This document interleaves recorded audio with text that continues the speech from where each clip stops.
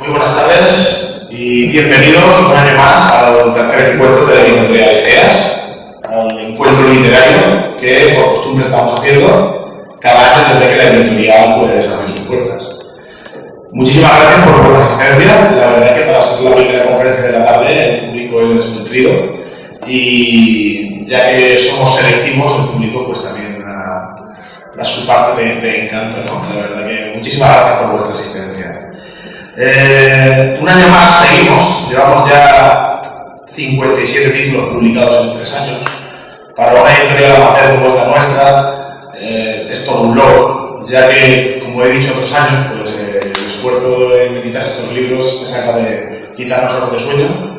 No somos profesionales, aunque pretendemos serlo, y seguimos luchando día a día en esta batalla cultural, en esta batalla de las ideas, ¿no? En esta Kulturkampf que nos hemos autoimpuesto, ¿no? Para poder mostrar otra visión a la que los medios, los más media, nos enseñan cada día, ¿no? Se está reescribiendo todo, hasta las mismas palabras. La última conferencia, por ejemplo, que tendremos esta tarde a cargo del profesor Ramón Irles y el doctor Felipe Botalla, nos hablarán de ello. Entonces, como se está reescribiendo tanto, es más que interesante que nosotros reescribamos para volver al punto de inicio. O sea, eliminar aquello que han manipulado para mostrar lo que es la verdad, ¿no? Que hoy día sería un punto de vista disidente, cuando simplemente es el sentido común. Esta primera conferencia que vamos a mostrar trata sobre la República de Weimar, la desmovilización, la revolución y los freikorps. Viene a cargo de un conocido, más que conocido, amigo y escritor nuestro, que es el doctor Jesús Lorente. Lo he introducido otros años, pero como es un placer introducirlo, voy a volver a hacerlo, por el que no haya venido anteriormente, no conozca su obra. El doctor Jesús Lorente Vierte nació en Zaragoza en mayo de 1965. Es licenciado en Derecho y máster en Derecho Financiero. En la actualidad ejerce como procurador en los tribunales en la capital aragonesa. Es autor de varias obras de Derecho Público y Financiero. Es articulista de reputadas revistas científicas. Doctor cum laude en Historia Moderna. En 2011 fue nominado para el Premio Nacional de Humanidades del Ministerio de Defensa. En 2013 fue premiado con el Premio Cátedra Cervantes, AGM. En 2014 obtuvo el Accesit Premio Sitio de Zaragoza en su segundo centenario. Ha publicado prestigiosas obras de investigación sobre interesantes aspectos del Reino de Aragón en los siglos XV y XIX. Sus incursiones en la historia contemporánea han cristalizado en los libros referentes a la Europa de la primera mitad del siglo XX, la República de Weimar y la Segunda Guerra Mundial. Entre los libros que le hemos publicado durante estos 3 años, básicamente podemos decir que es uno de nuestros mayores escritores, junto con el que va a introducir al doctor Lorente. Nos ha publicado libros como uno de sus últimos, Zaragoza no se rinde, que trata sobre la época del proceso de la guerra de los franceses, o conocida guerra de independencia, Cuba y Filipinas, la guerra que no se podía ganar y que nunca se tenía que haber perdido, que le hizo junto al coronel Carlos Ruiz Presta. Libros como el de Rudolf Hess, enigmático emisario de paz, que escribió junto con José Miguel Acosta. Libros como La leyenda de los diarios de Adolf Hitler, un libro bastante jocoso y en el cual se aprende mucha historia, que tiene prólogo además del doctor Felipe Botalla. Y otro libro bastante curioso, que es el María Rafael Bruna, es la biografía normalizada de una monja. Como podemos ver, son libros de diversas temáticas, totalmente dispares una de otra. Y hoy nos va a presentar un libro que no tiene nada que ver con lo que hasta el momento hemos publicado. O sea, cada obra dista una de la otra. Hay que añadir que, claro, a estas obras, el doctor Jesús Lorente le acompaña algo muy importante, que es su mujer, que es Teresa. Porque ella, además de dibujar prácticamente casi todos los dibujos y planos que hay dentro de los libros que ha publicado, además de ello, nos ha sorprendido con un libro, que eso es, la verdad que es, de agradecer, sobre todo por el tema en cuestión y en los momentos en los que vivimos, ¿no? El libro se llama El tamborcillo de Bruns y trata sobre la guerra de independencia española en Cataluña, de 1808 a 1814. El libro no ha sido publicado en editoriales, en la página web aún no se puede encontrar, porque esperaba hacerlo público hoy, aquí en este encuentro. Un libro más que interesante. Muchísimas gracias, Teresa, por tu primera obra con editoriales. Vamos a pasar a continuación también a presentar a don Francisco José Fernández Usequera, ya que él va a introducir tanto al doctor Lorente como a Carlos Videla, que es la próxima conferencia que vamos a tener. Con Francisco nos ocurre algo similar que con Lorente. Básicamente, entre Francisco y Lorente han publicado el 30% de los libros de editorialidad. O sea, es que tienen ahí son como Apple y Windows, ¿no? y Bill Gates, ¿no? O sea, ellos están cogiendo lo que es el mercado. Francisco, que pasó de ser un desconocido hace 3 años y medio para mí a ser ahora todo un amigo, pues es alguien que desde mi punto de vista lo tengo más tratado en lo personal y eso es sorprendente, no me deja de sorprender cada día. Él es de Madrid, nació en 1963, ha sido militar diplomado en operaciones especiales y se licenció en Derecho en la Universidad Complutense de Madrid. Es abogado y colaborador habitual en diferentes medios como es Hispan TV y Rusia Today. Es también conocido por su faceta como poeta, además. Es cultivado en el género de la prosa poética. Escribe en blogs, tiene un blog que es La Gran Partida y El Rey Cuervo, ¿no? Es autor y prologuista de muchas obras y todas con nosotros de momento. Y espero que por mucho tiempo. ¿Vale? Y nos ha publicado, aquí he traído unos libros, entre los 6, le hemos sacado ya 6 libros. Este sería el último. Piketty y el capital en el siglo XXI, el Marx de los nuevos tiempos. Es más que interesante y muy recomendable, muy recomendable lectura. La guerra del fin del mundo, libro de geopolítica. Ayn Rand y Leo Strauss, el capitalismo, sus tiranos y sus dioses. Crónicas del austericidio. Y aparte tenemos Atado al silencio, que es su obra poética, y La noche de autos, que es sobre crónica negra y criminalística. Entonces, sin más preámbulo, voy a quitarme yo el protagonismo y se lo voy a ceder a Francisco José Fernández Usequera para que introduzca a nuestro autor. Muchas gracias. No sé si se me oye bien. Buenas tardes. Se me oye mejor ahora. Buenas tardes, gracias por la presentación y por los muy merecidos elogios, que siempre son escasos y cortos. Pero la cierta verdad es que hay un viejo lema que no sé quién lo decía, no me acuerdo muy bien, que decía que nuestro honor se llama fidelidad. Y en consecuencia la lealtad para con Manuel es obligada y debida. Y en la medida en que él me siga cogiendo otra editorial, pues como hay cosas que tienen valor pero no tienen precio, seguiré publicando aquí y en otro sitio. Y eso es una cuestión solamente de lealtad personal. No hay cosas que no son dinero, son sencillamente valores. En esa medida me he presentado como licenciado en Derecho, diplomado en Operaciones Especiales y en sobre otras cosas, ¿no?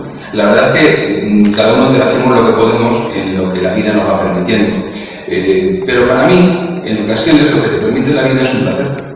Y en esta ocasión, prologar este libro lo ha sido. Es un libro que desde hace años vengo echando en falta. Se han publicado obras de autores consagrados como Sebastian Haffner, con la traducción en 1999. Se ha publicado Balticum de Denis Bernier, el desaparecido, lamentablemente desaparecido, referente francés para todos. Se han publicado muchas obras. Pero si alguien me preguntase qué obra tiene que coger, qué obra tiene que elegir, que escoger para poder enterarse de qué fue aquello, ¿cuál es la obra canónica de esta cuestión? La obra canónica en este tema es la de Jesús Reverte. ¿Por qué? En primer lugar, porque uno tiene todos los datos que precisa para entender lo que ocurre. Hasta el más mínimo detalle encuentra acogida en el libro. Pero dice, bueno, entonces es un libro denso, aburrido y, como diríamos vulgarmente, y ahora que no un coñazo libro. Bueno, pues no es un coñazo libro. Es un coñazo de libro, esos libros que no te transmiten la vida. Este libro huele a prueba. Este libro te hace sentir el sabor de la derrota, de la superación personal, del frío, de las noches compartidas en las que lo que se comparte es el miedo, de la gente que no se deja de hacer por él y que se sobrepone el miedo. Y cuando uno lo lee, uno se siente parte de una lucha que empezó mucho antes de esto y que aún no ha terminado. Y la virtud de este libro es convertirnos una vez más en personas libres, en hombres libres que con un arma en la mano forjan su destino y defienden su patria. Tengo en común con Jesús el gusto por algunos autores clásicos y hace un rato comentábamos que la cita que he elegido para abrir el prólogo dice así: porque es hermoso que un valiente muera, caído en las primeras filas, luchando por su patria, es en cambio la cosa más dolorosa de todas, vivir como un mendigo, abandonando la patria y sus fértiles campos. Bien, este libro vuelve a hacer patria, porque la patria de esos hombres sin bandera, pero cuya patria está en la comunidad en la que viven. Los freikorps fueron bajo 1000 banderas diferentes y a cambio de la nada, la gente que en un momento determinado paró en todo Centro Europa y en Europa del Este lo que no fue ni más ni menos que el primer asalto de Asia contra Europa y marcó el principio del fin de la decadencia de nuestro continente. Jesús recoge aquí cómo aquella gente se supo vencer en esa batalla para caer personalmente derrotados. Pero no cayeron derrotados para siempre.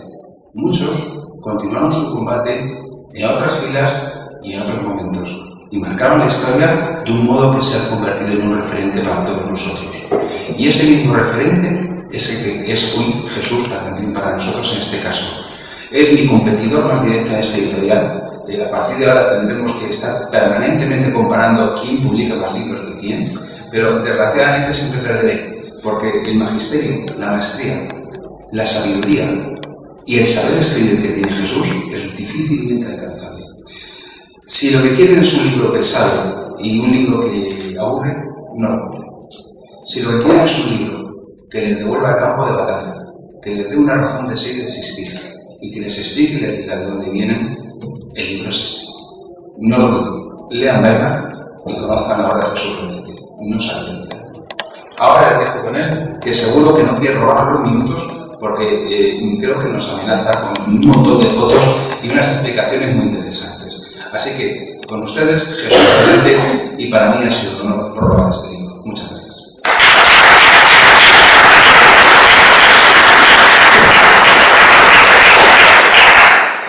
Ahora es cuando a mí me toca decir, si lo sé, no me lo. Estoy completamente entrometido por los tan inmerecidos elogios que hicieron todo el mundo de Francisco, mis compañeros y amigos y mis camaradas, y tengo que llevarles la contraria. No se trata todo esto de un soplo de inspiración, sino de un instante de inspiración y muchísimas horas de transpiración. Y también tengo que llevar la contraria en otra cosa. Sí, son unas editoriales profesionales y serias, con mucha más capacidad tanto a la hora de publicación, selección y trabajo material del resultado de las propias obras, tanto como en una real labor de distribución, que era pues, realmente el gran problema que posiblemente nuestro sector nos haya aquejado. O sea que esos aplausos que tan agradablemente he escuchado eran para ellos y no para mí. Y después de este pequeño ejercicio de justicia, no de humildad, vamos a centrarnos en el tema que nos ocupa, porque sé que hay personas mucho más capaces que yo que también esperan su momento y tampoco quiero ni fatigaros ni aburriros, amigos y camaradas. El asunto de freikorps plantea un problema, y el problema que plantea es que está muy poco tratado por la historiografía española. Ha habido muy pocas obras monográficas y realmente trabajos más bien a veces escuetos o muy parciales sobre el tema de la República de Weimar y de los freikorps. La mayoría de la bibliografía, la mayoría de las fuentes han sido, como ya ha comentado mi amigo Francisco, han sido extranjeras, para lo cual el apoyo de traducciones de documentos y textos por parte de personas más cultas que yo ha sido realmente impresionante. Pero si hay algo que añadir que no se ha comentado hasta ahora, me va a permitir el lujo de hacerlo. es que este volumen que tenéis en las manos, que es un auténtico y magnífico volumen que para tu tratado universitario no se refiere exclusivamente a la historia de los Freikorps, sino que incluye dentro de sí mismo un texto fuente. El texto fuente es el relato personal de uno de los protagonistas que participaron en la sofocación de la revolución comunista espartaquista alemana de Berlín del 19, Kurt Lamprecht, que después de mucha investigación acaba por llegar a la conclusión de que este hombre realmente no existe, es decir, es un sinónimo, un apodo, un apelativo que él mismo adoptó, que se tradujo en el año 32, que se editó en Madrid, en castellano no se ha vuelto a editar, y que relata importantes factores que luego se contrastan. Bien, la primera parte es el libro, es historiografía pura, es aventura, es ilusión, es desilusión, como se ha comentado, y la segunda parte es la fantasía de uno de los protagonistas que participaron en ello y que prefiere ocultar su identidad. Pero, como es una obra literaria, se toma sus licencias artísticas y hemos llegado a la conclusión de que había que introducir un aparato crítico. El libro no es una simple reproducción del texto original. Lleva su comentario, sus aparatos críticos, sus notas de pie de página, en el que se explica lo que es una licencia artística, lo que es real, lo que es histórico o lo que es invención o exageración del propio autor. En resumen, que no dejéis de leer el libro hasta la última página, porque mi deseo es que lo disfrutéis. Pasando a la época que nos ocupa, esta es una obra de Adolf Hitler sobre los campos de la Primera Guerra Mundial. La derrota del Kaiser en la Gran Guerra determinó una convulsión en Alemania. En realidad, todo esto se circunscribía en un ambiente europeo que venía de los movimientos sociales obreros que habían surgido ya por el tema de la revolución industrial. Alemania no se había acomodado a lo que eran los movimientos obreros, pero es que realmente, dentro de un estado totalitario como era, tampoco había tenido la necesidad. Inglaterra, con la revolución industrial, supo acomodarse a los movimientos obreros. Marx siempre dijo que la revolución, en el momento en que la lucha de clases tuviese que llegar al punto en que el proletariado, a través de su dictadura, acabase con la burguesía, se iba a producir en Inglaterra. Pues mira, no. Va y se produce en Rusia del 17. ¿Por qué? Los ingleses, todos sabemos cuál es su idiosincrasia, supieron ir acomodando concesiones con una mano mientras retiraban derechos con otra. Es decir, embaucaron de tal forma al proletariado que le convencieron de que por vía pacífica y sin una revolución iban a conseguir esos derechos sociales a los que ansiaban. Alemania era un país totalitario e imperialista y no una democracia parlamentaria. Por eso, el problema obrero se llevó con mano de hierro. ¿Qué diferencia pues con una Rusia zarista, que también era una monarquía totalitaria? Pues era muy sencillo. El Kaiser tenía mano de hierro, con unas fuerzas armadas convencidas y una aristocracia de hierro, y los rusos no. Así explotó la revolución. Pero la revolución era terriblemente contagiosa. En el momento en que desaparece el principio de autoridad, como ocurrió en 1918, a finales de 1918, después de 4 atroces años de guerra en los campos de batalla, luego hablaremos de temas militares, aconteció que en cuanto desapareció la fuerza del ejército, la eficacia de la policía, la firmeza de la administración, todo empezó a desmoronarse. Fue un sálvese quien pueda. ¿Qué ha pasado aquí?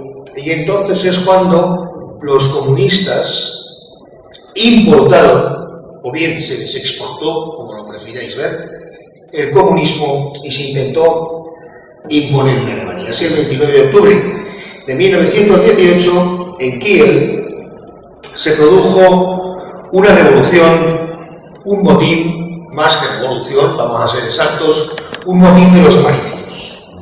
Los marineros de Kiel se alzaron, se negaron a obedecer a los oficiales y eso fue la chispa que encendió el barril de pólvora sobre el que estaban las botas del Kaiser. El día 3 de noviembre, poco después, Alemania entera se contagió de manifestaciones y protestas socialistas y comunistas. ¿Cómo se paró esto en un primer momento? Es muy sencillo. El socialismo alemán es completamente distinto del socialismo español. El socialismo alemán ha tenido una tradición ideológica sólida y fuerte. El español no. En 1848 se produjo en Europa un movimiento que se originó en Francia, que es el momento de las revoluciones románticas. Revolución industrial, derechos obreros, alzamientos. Muy bien. En esa época, los ingleses compraron a los obreros, los rusos los oliviantaron y los alemanes los oprimieron. Pero el movimiento social alemán se estaba desarrollando a manos de Ferdinand Lassalle. Ferdinand Lassalle era socialdemócrata, no era comunista, no creía en la revolución, no creía en la dictadura del proletariado y determinó la creación del SPD, el Partido Socialdemócrata Alemán, que ¿qué es lo que buscaba? Pues lo de los ingleses, que los obreros terminasen con la lucha de clases, equiparándose socialmente al resto de las clases sociales a través de medidas realmente partidocráticas, democráticas, socializadoras, pero no con la punta de la bayoneta. Bien, no era un movimiento marxista, pero en Rusia sí se estaba desarrollando el marxismo, la revolución, la violencia. Así se fundó la Primera Internacional por aquellos años. En el siglo XX realmente la socialdemocracia alemana dirige prácticamente todo el internacionalismo obrero. Todo el internacionalismo obrero. A lo mejor la revolución rusa jamás hubiera estallado de no ser por las catástrofes enormes que experimentó el gobierno zarista, el ejército zarista, el imperio ruso, en la guerra ruso-japonesa de principios de siglo o en la Primera Guerra Mundial. Bien, el hecho es que la guerra era de gran desgaste. Al principio los socialdemócratas eran belicistas e impulsaron el desarrollo de la Primera Guerra Mundial. Eran belicistas, apoyaron la participación de las potencias centrales en la guerra. Vamos a luchar contra los rusos, vamos a joder a los italianos, vamos a machacar a los franceses que son unos perros y que ya les ganamos en 1870. Bien, y de repente 2 millones de muertos en las trincheras. ¡Hostia! Esto no me lo esperaba yo. Así, Leonard Bernstein recogió las ideas de Lassalle, organizó un partido socialdemócrata no belicista, pacifista, y reunió a todas las fuerzas decepcionadas con la monarquía, incluso a las monárquicas. Bernstein supo agrupar, a su manera, a monárquicos que querían transformar el imperio alemán en una monarquía parlamentaria, por ejemplo el príncipe de Baden, de la familia imperial. Pero sobre todo agrupó a los socialistas, como fuerza, tanto frente a los conservadores restauracionistas, como frente a los marxistas revolucionarios. Y eso es algo que no ha pasado en España. Desde Pablo Iglesias, el viejo, acabaremos hablando de ellos como de los reyes de Castilla, Desde Pablo Iglesias el viejo, el Partido Socialista en España siempre ha sido un trampolín para el marxismo. No ha tenido identidad propia. Ahora el Sánchez, el que lo dirige, que es un hombre tan vulgar que siempre me recuerda, me cuesta mucho recordar su apellido, realmente lo que está realizando es un acercamiento a lo que es la extrema izquierda. Es exactamente lo mismo que hizo Prieto o que hicieron los republicanos en el año 31. Por eso tenemos que hacer una traslación de nuestra mente, de nuestra manera de juzgar y de evaluar. No podemos juzgar al socialismo alemán como al socialismo español, y menos en esta época. En España el socialismo español fue una plataforma para el marxismo, en Alemania fue un freno para el marxismo. Frente a esta situación, el Kaiser se exilió a los Países Bajos porque no veía clara ni su permanencia ni siquiera su supervivencia, cosa que haría después, en el año 31, Alfonso XIII, cuando se fue a Roma. Y se proclamó, en el Reichstag, se proclamó la República Federal de Alemania, conocida posteriormente como República de Weimar. ¿Por qué? Pues por lo que vamos a ver. En Berlín estalló una revolución y había que trasladar la capital, y la capital se llevó a Weimar. Por eso se le llama vulgarmente, por la historiografía, vulgar pero no prosaicamente, República de Weimar. Su presidente fue Heber, socialdemócrata. La proclamó Seidemann, socialdemócrata, socialista, los dos del SPD, y lo publicaron desde el mismo Reichstag. Había nacido la República de Weimar. Inmediatamente surgieron los problemas. La derecha conservadora, los restauracionistas callaron.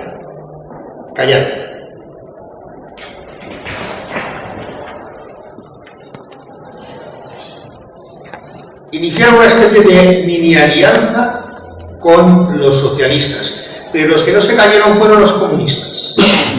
Los comunistas, entonces llamados espartaquistas, que habían fundado la Liga Espartaquista, luego se configuró como el KPD, el Partido Comunista Alemán, dirigidos por Karl Liebknecht, dijeron: no me sirve tu república es burguesa, y nosotros queremos la revolución, queremos la dictadura del proletariado. Y entonces Karl Liebknecht, por cierto, es un detalle, Heber, judío, Seidemann, judío, y por supuesto Liebknecht, judío. Es un detalle, había que citarlo. Bien, Liebknecht declaró la República Comunista Alemana frente a la República Parlamentarista Alemana. En ese preciso instante, ese día, ese 9 de noviembre, que coincidirá precisamente años después con el Putsch de Múnich, va y nos encontramos con que en Alemania hay dos repúblicas. Las dos proclamadas por elementos de la izquierda, uno extremista revolucionario, otro parlamentarista moderado, los dos judíos. ¿Dónde se proclamó la República Comunista Alemana? Pues ¿dónde iba a hacerse? En el zoo, claro. Era su espacio vital. Para evitar la revolución bolchevique que estaba atrayendo el espartaquismo, Heber, el presidente Heber, habló con Noske. Pero entonces pasó algo pues que tenía que pasar. El 11 de noviembre de 1918, Matías Eceber, ese señor de la chupa negra que está de pie, en el vagón de la Compiègne, en el bosque de la Compiègne, firmó la capitulación de Alemania. Y entonces se produjo la desmovilización. El ejército alemán entró en descomposición por exigencias de las tropas vencedoras de las potencias aliadas.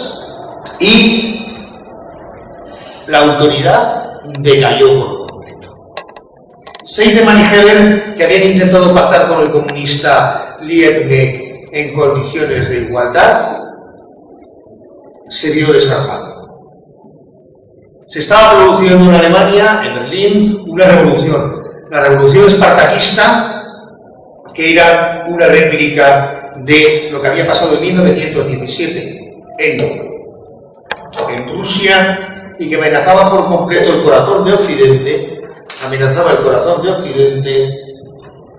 y consecuentemente a las potencias occidentales. Las potencias occidentales se asustaron. Las potencias occidentales necesitaban un cordón sanitario. Ese cordón sanitario que los separaba del bolchevismo ruso era Alemania. Pero Alemania, además de Liebknecht, estaba Rosa Luxemburg, curiosamente también judía. El asunto es que esta dama, junto con Liebknecht, consiguió que en diciembre, en las navidades de 1918 y los comienzos de 1919, Berlín se alzaba en armas. A Berlín llegaron gente de todos los lados alemanes. De todos los lados alemanes. Bien. Llegaron marineros del Báltico. Llegaron soldados del frente contagiados con la Revolución Rusa. Llegaron obreros de todo el Ruhr. Llegaron rebeldes de toda Alemania que se juntaron con los obreros de la muy industrial Berlín y se montó la de Dios. Una auténtica revolución. Tiros por las calles, luego veremos más detalles. Pero el levantamiento fracasó. ¿Por qué fracasó el levantamiento? Muy bien. Por dos motivos. Primero, los comunistas son como son. Parece que son todos mediterráneos. ¿Os acordáis de esta película de la vida de Brian, de Monty Python? Que cuando están en el circo hay unos 15 grupos, cada uno de 3, 4 personas, 2, y que en una incluso uno está solo.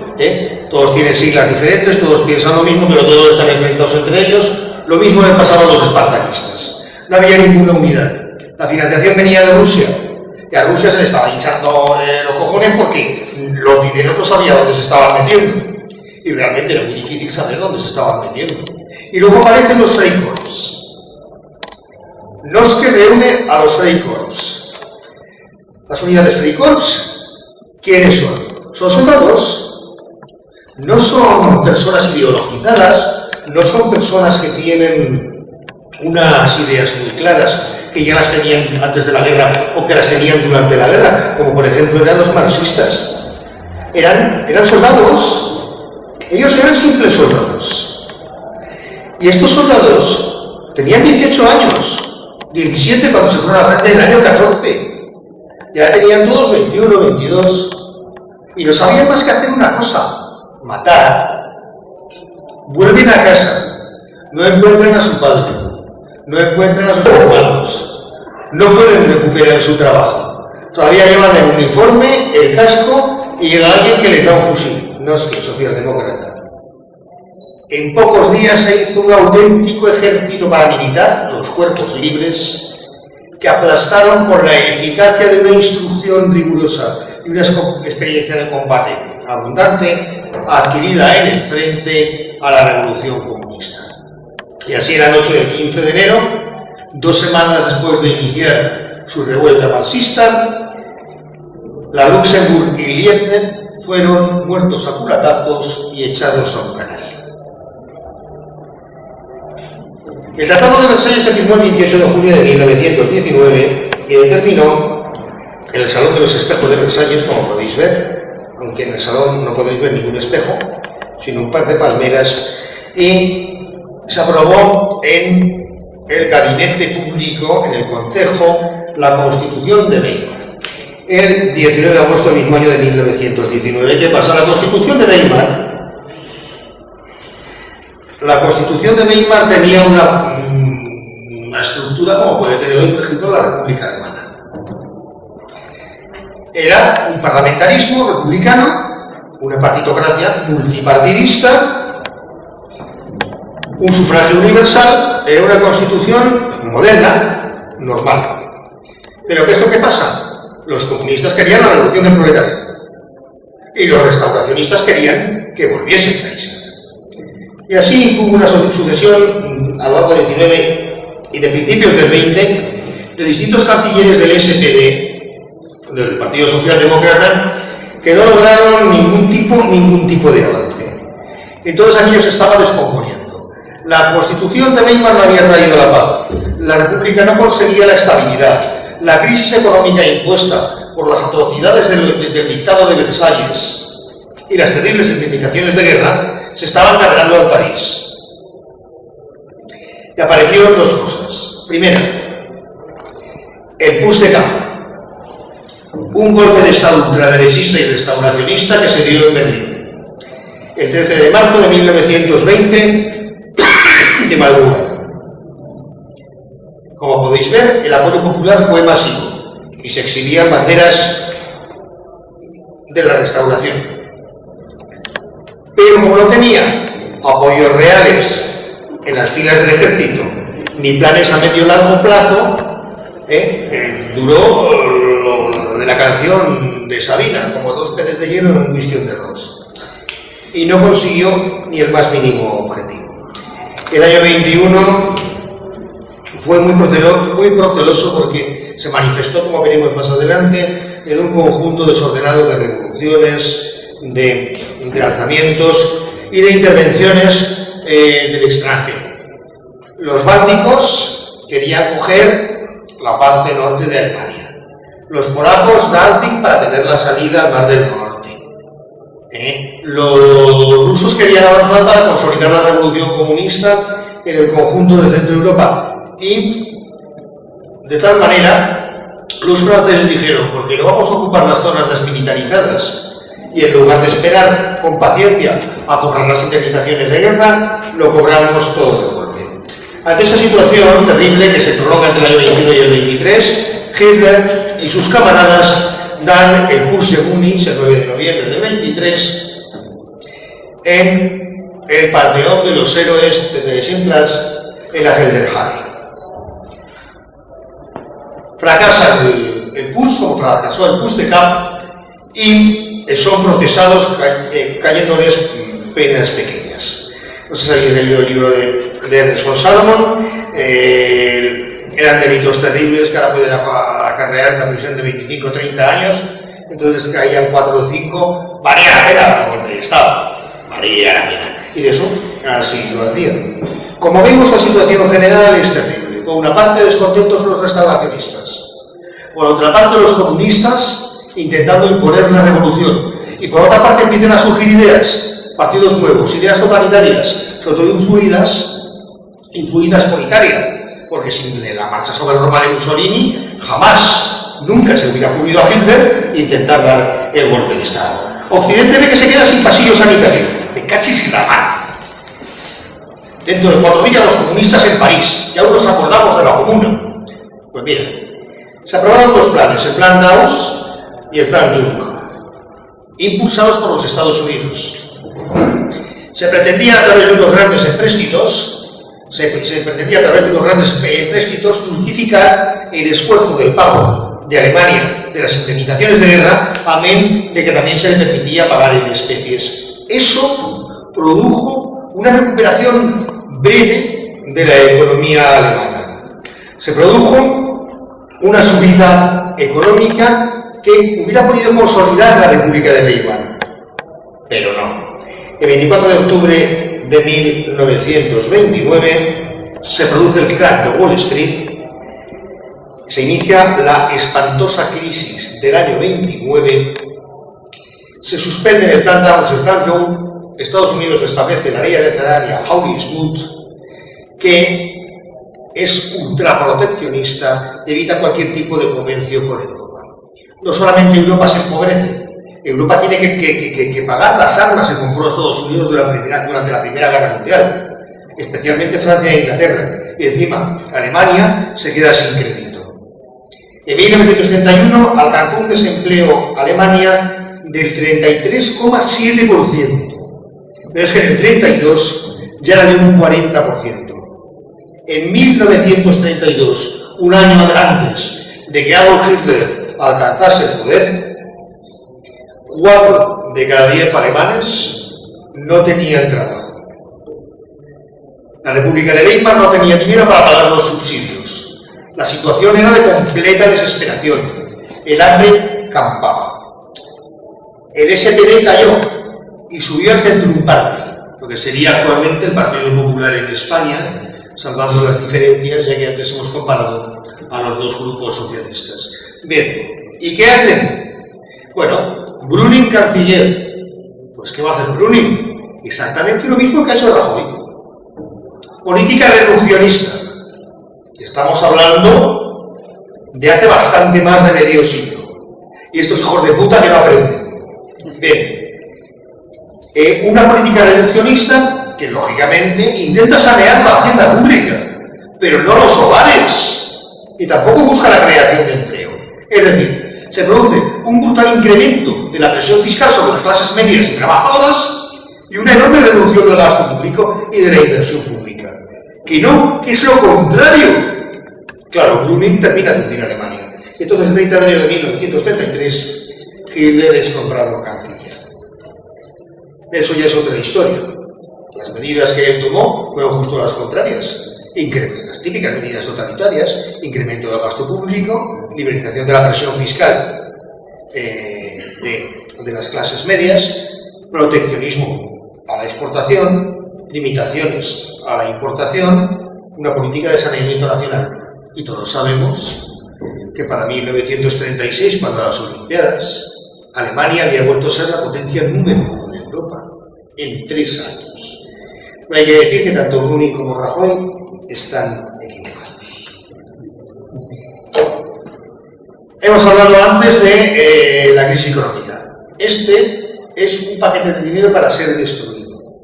Imaginaos que estáis en la cola del supermercado y que mientras estáis esperando a que os cobren, os suben 3 veces de precio el paquete de arroz.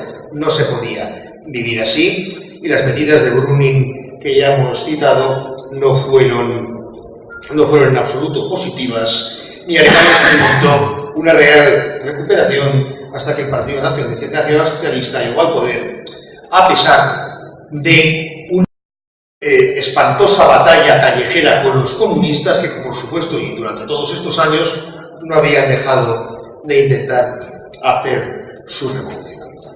Llegamos ahora mismo a el tema ya de los Freikorps desde el punto exclusivamente militar. Hemos visto cómo Alemania estaba configurada, cuál era su contexto y por qué aparecieron los Freikorps. Los necesitaban.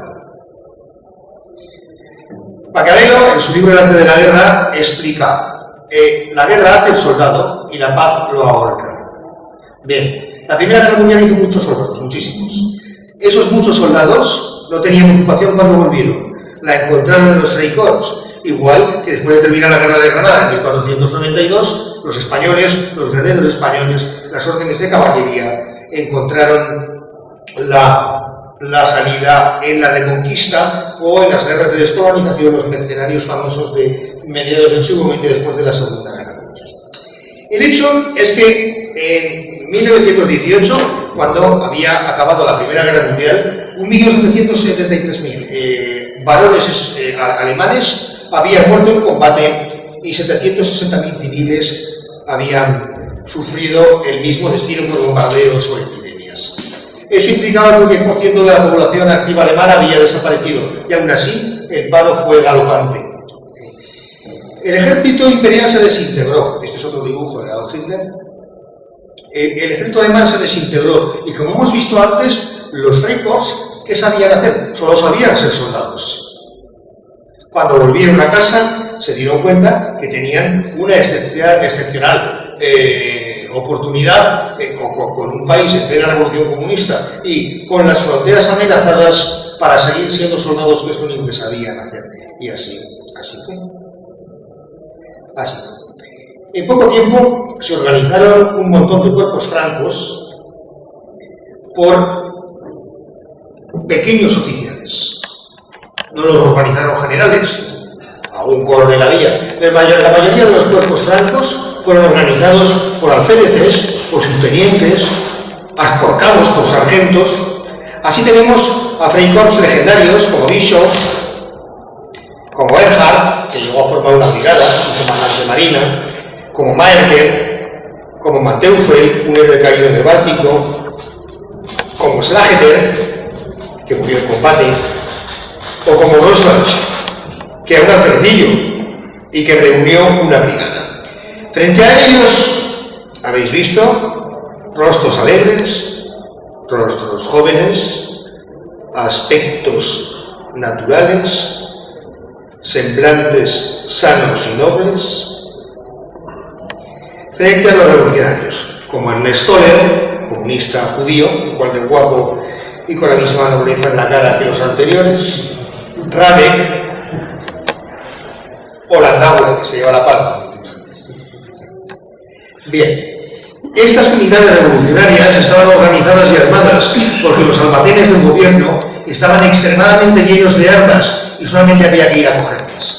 Aquí tenéis a revolucionarios comunistas, a pesar de que ese señor lleva un precioso sombrero de fieltro, manejando, como podéis ver, excelentes Mausers o ametralladoras Maxim, como es esta del caso. Bien, ya os he dicho que antes que Noske, del Partido Socialdemócrata, coge, los recluta, los reúne y los organiza. ¿Cuál era la motivación del Freikorps? Ya lo hemos comentado antes. La motivación del Freikorps era muy variada. Igual que había llegado soldados del frente, completamente desmoralizados, completamente decaídos, que solo querían volver a su casa y que podían llevarse un chasco no a la hora de llegar, había gente que no tenía dónde volver y que necesitaban ser soldados. Acordaos de los casos de la guerra de los 30 años, de supuestos realmente reales después de épocas de guerra permanente, donde ser soldado era algo más que una profesión, era un modus vivendi. En la España imperial de los siglos XVI y XVII, lo más normal es que la peña o fuese guerrero o fuese cura. Bien, el hecho es que con esta motivación inicial, luego aparecieron otras circunstancias y otras aportaciones deontológicas, y es cuando aparecen las ideas políticas y los totalitarismos. Pero realmente, la primera misión deontológica, el primer concepto, el primer criterio de los Freikorps era atender a necesidades supervivenciales. No os quiero aburrir, vamos a ver estas imágenes en las que, como podéis ver, tenemos un Berlín ocupado. Berlín no fue la única zona en la que hubo combates callejeros sangrientos. Imaginaos a la gente pegándose tiros en la calle. Ahí podéis ver en el cartel, hay dos Freikorps que están cortando una calle porque diciendo, cuidado que se están pegando tiros para que la peña no pase. La gente se mataba por la calle, la gente tenía conflictos armados, la gente se despatrulaba con bayonetas, caían granadas desde las ventanas, pero la peña seguía yendo al teatro, seguía yendo a los cabarets por la noche, seguía yéndose de putas, seguía yendo a trabajar, seguía viendo el comercio, y por eso había gente que tenía que decir, cuidado que por aquí se dispara. Bien, ya os he dicho que la revolución se extendió, pero tenemos que especificar algo que está muy claro. Las zonas rurales en Alemania y en Austria siempre fueron conservadoras, siempre. Por lo tanto, los movimientos espartaquistas, los movimientos comunistas, los movimientos revolucionarios de Thalmann, de Liebknecht, fueron esencialmente urbanos. Por eso las principales rebeliones se realizaron en sitios que eran fundamentalmente industriales. El Ruhr, Brunswick, Magdeburgo, donde estaban las industrias pesadas Krupp, Sajonia, Hamburgo, el mejor puerto del Báltico en el norte de Europa, o en Baviera, Múnich. Baviera fue especialmente interesante de ver.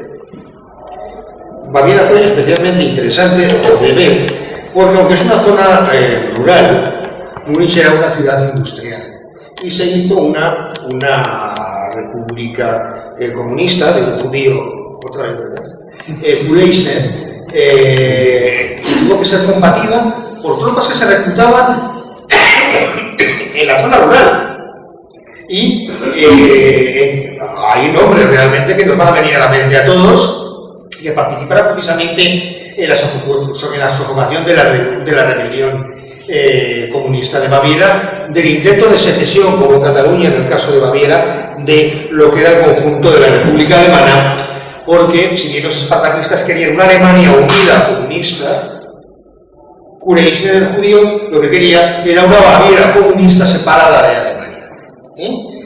Bien, pues ahí lucharon Rudolf Hess, ahí luchó Heinrich Himmler, ahí luchó Reinhard Heydrich. Bien, en estos años, después de la firma del Tratado de Brest-Litovsk con Rusia, toda la Polonia había quedado para Alemania. Bien, los polacos estaban muy contentos y se alzaron. Peligro. Todo lo que es la zona polaca, desde Danzig, en la salida al Báltico, hasta el sur, en el que los polacos estaban intentando invadir Alemania. Estonia, Letonia y Lituania intentando intentando invadir desde el noroeste la zona alemana. Los italianos cogiendo posiciones en los Andes. Los franceses ocupando las zonas más ricas desmilitarizadas. Cuando parecía que sofocaban las revoluciones internas de Alemania, el Freikorps iba a desaparecer, pues va a ser que no, porque era necesario en las fronteras. Pero ahí surgió el problema. Los aliados ya habían previsto el mantenimiento de su cordón sanitario frente al comunismo, y los ingleses habían llenado el Báltico de barcos. Y luego estaban los rusos blancos, que les estaban dando caña en su guerra civil a los rusos rojos en la propia Unión Soviética, tanto desde Siberia como desde Ucrania.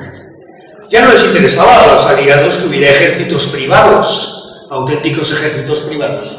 Por lo tanto, presionaron al gobierno de la República de Weimar, entonces socialista, para disolver los Freikorps. Este señor Pilsudski fue el general, el presidente de Polonia, que determinó la agresión desde el este. ¿Y qué hicieron los Freikorps?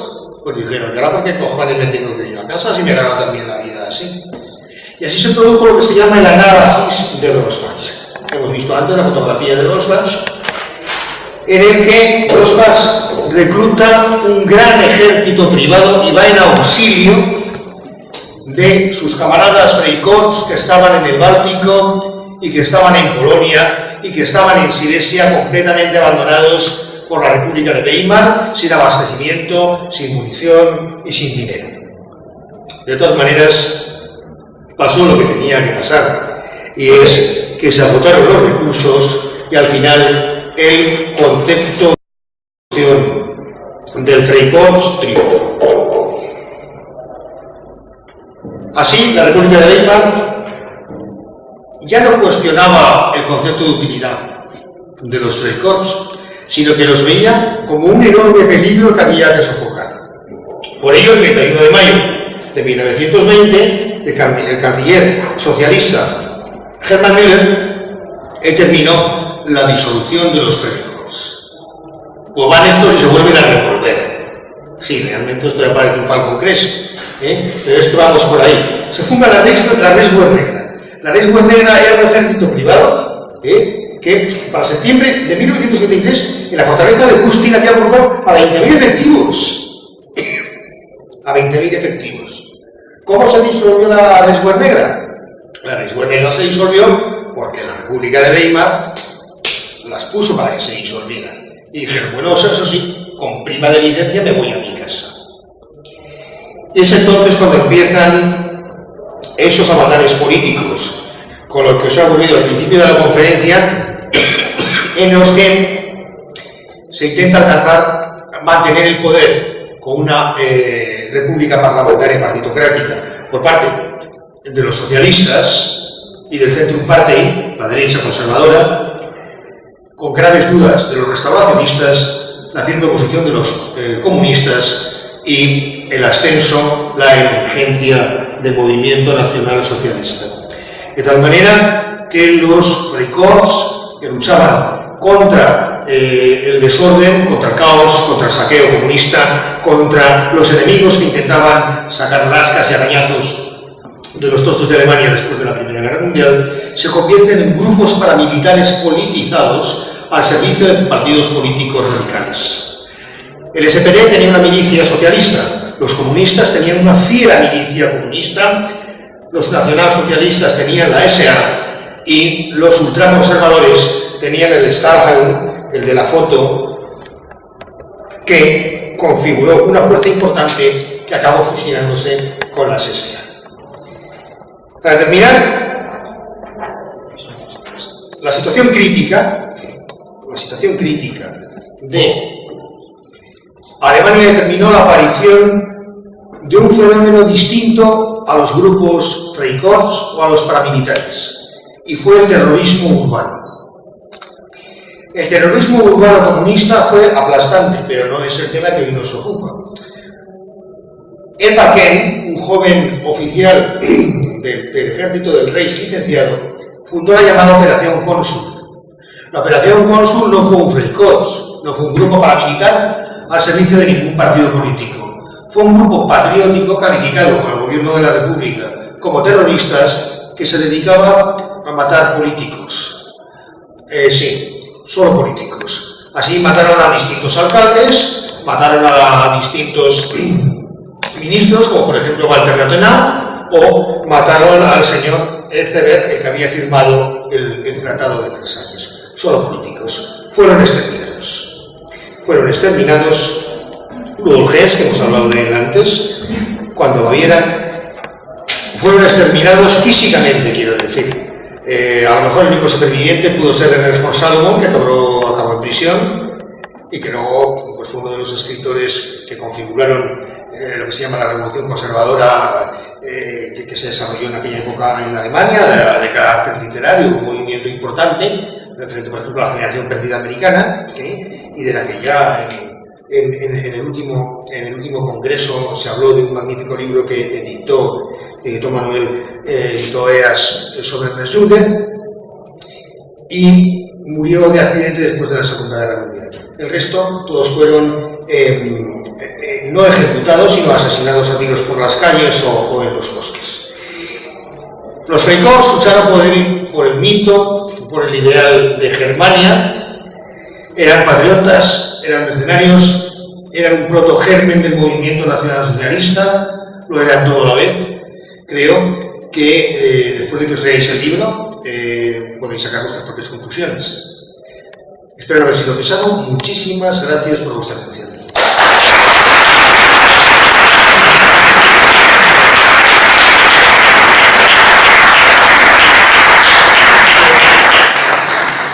Si alguien tiene alguna pregunta, es el momento.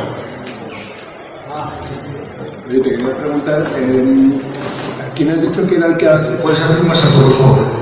¿Quién es el que se dedicaba a matar políticos, decías? ¿Quién es el que se dedicaba a matar políticos?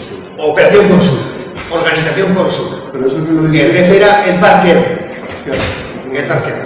Pero Walter Rathenau, que era un judío que dirigía la EG de varias industrias, ¿no fue el que hizo luego el Tratado de Rapallo con la Unión Soviética? Uno de los que... Walter Rathenau era algo que llamaríamos un plutócrata, un mega empresario judío. Pero en ese tratado él estuvo. Fue ministro de Armamento, fue ministro de Exteriores. En el Tratado de Rapallo comparten tecnología con lo que era ya la incipiente Unión Soviética. Él firma ese tratado, o participa en ese tratado. Bueno, Rathenau iba como todos los judíos, camarada, a la suya. Y luego, simplemente, Hermann Müller, el socialdemócrata, fue uno de los que luego diría hay que combatir los excesos de Hitler, diciendo que hablaba y pronunciaba cosas que había que combatir, porque no se podía hablar así, según él. ¿Alguien más? Bueno, hacemos un receso de 10 minutos, pasamos a la próxima conferencia. Muchas gracias.